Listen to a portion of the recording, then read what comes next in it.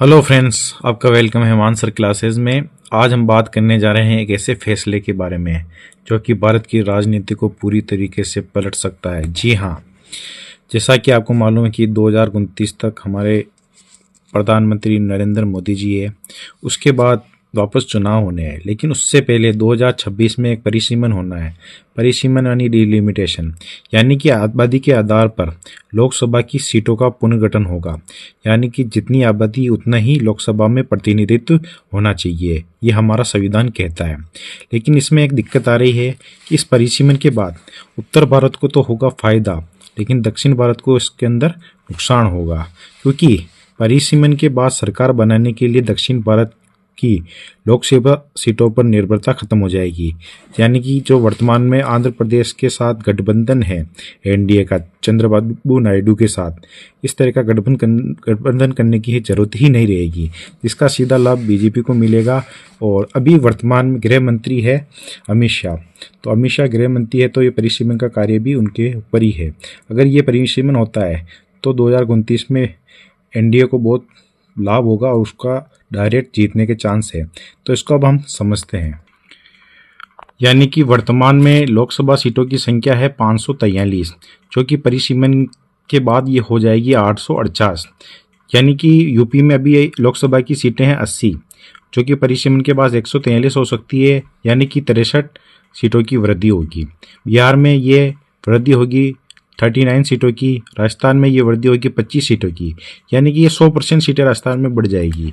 और एमपी में 23 सीटें बढ़ेगी। इसी तरह से अब हम देखते हैं साउथ में आप देखेंगे जैसे आंध्रा में केवल 12 ही बढ़ रही है, केरला में तो वो की वही है, यानी कि न तो घट रही है न बढ़ रही है। कर्नाटक में 13 बढ़ रही है, पंजाब में 5 बढ़ रही है, हिमाचल में कोई बढ़ नहीं रही सीटें, उत्तराखंड में 2 बढ़ रही है। तो आप देखिए कि यूपी, बिहार, राजस्थान और एमपी, जो इनकी सबकी सीटें मिला के ही 200 प्लस हो रही है। यानी कि जो उत्तर भारत को जीत लेगा वही प्रधानमंत्री बनेगा।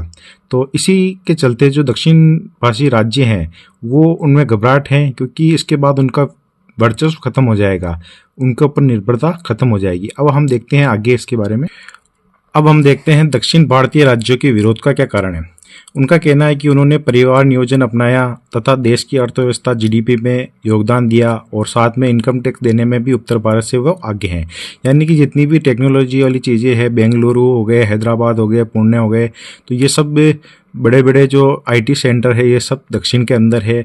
जो चिकित्सा व्यवस्था है वो सब दक्षिण के अंदर बेहतरीन है, और देश को आगे बढ़ाने में भी दक्षिण का एक महत्वपूर्ण योगदान है। लेकिन इस परिसीमन के बाद लोकसभा में दक्षिण भारत की सीटों का जो प्रतिशत है वो कम हो जाएगा, जिसमें लोकसभा में उनका प्रतिनिधित्व क्या हो जाएगा, कमज़ोर हो जाएगा। तो अब इसलिए उनके अंदर डर है। तो वो ये क्या चाहते हैं, वो चाहते हैं कि इस परिसीमन को 25 वर्षों के लिए स्थगित कर दिया जाए, यानी कि इस परिसीमन को अभी नहीं किया जाए। इसको लेकर वो 22 मार्च 2025 में मीटिंग भी इन्होंने रखी है, जिसमें सभी लीडर्स को बुलाया गया है कि वो इसका विरोध करें।